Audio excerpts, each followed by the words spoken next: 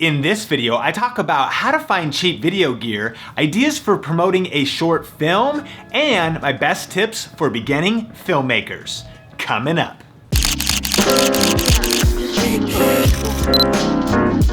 Hey, what's up guys? Sean here with Think Media TV, help you go further, faster in media. And on this channel, we do video gear reviews, tech gear reviews, and Q&A episodes just like this one. So let's jump into the questions.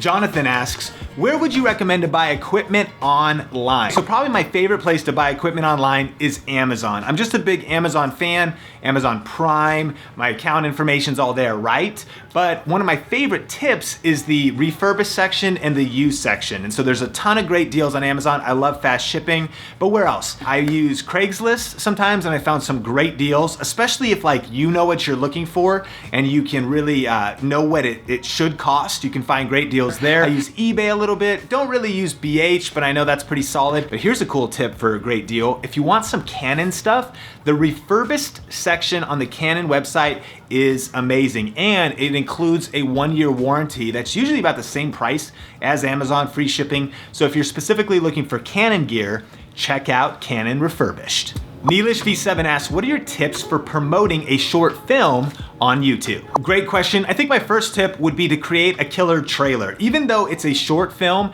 I would try to create a trailer that either has a cliffhanger of curiosity, like jaw-dropping, amazing, is really funny, but some way to hook people in a very short and concise way. The next thing that I would do is I would 10x your micro content. I think for anybody watching this, no matter what you're doing, you always want to think about the long tail of content behind your main piece of content, which is your short film. Create micro snippets of interviews with the cast, behind the scenes videos, small clips that maybe have some commentary on them. My question is not how do you make the one short film, it's how do you make 50 pieces of content around that? And then micro content on social media. What kind of content are you putting on Instagram, whether it's photos and videos? I would think Facebook video would be a hugely important strategy that I would do to promote a short film. A viral type doesn't even really explain what it is.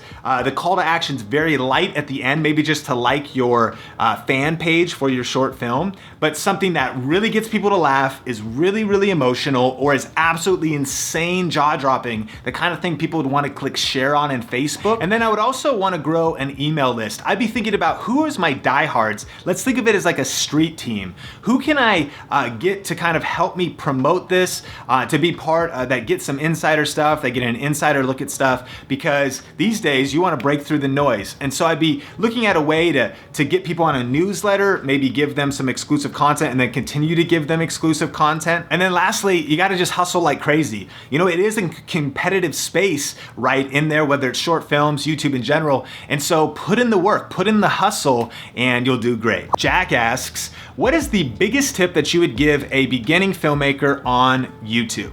Well, Jack, I think my number one tip would be to be prolific. Do as much work as you possibly can. It's recorded that Miles Davis, the legendary jazz musician, put out over 138 albums. Thomas Edison, the famous inventor, was credited for failing 10,000 times in his efforts to create one light bulb that worked. And check out these stats I found on Pablo Picasso.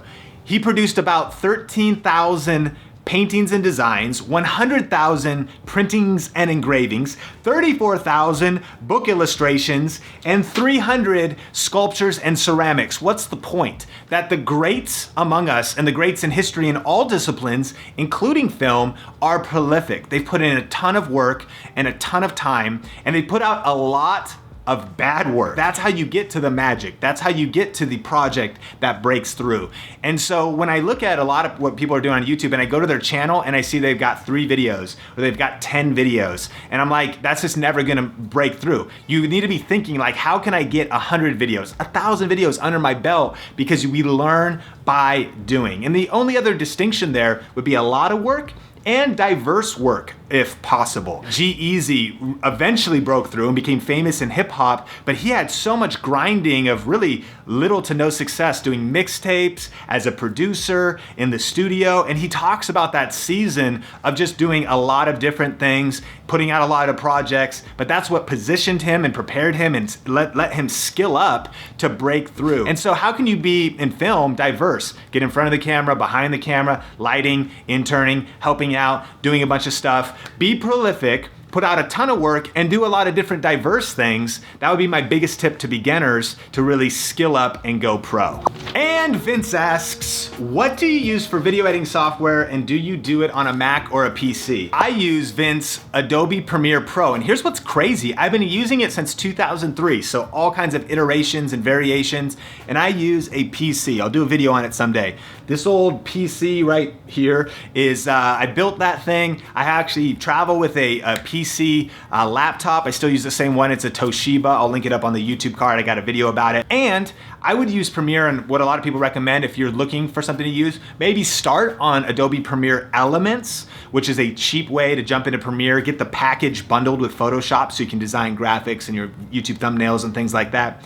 But Premiere is solid on both Mac and PC. So either way, it's definitely probably one of the top editing softwares right now. Question of the day, what are your best tips for finding deals on video gear and equipment online? Post in the comment section below. Remember, some of the best tips come from you, the Think Media TV community. And do you have a question for our Q&A series here? If so, post it in the comments and we would love to feature it in the next episode.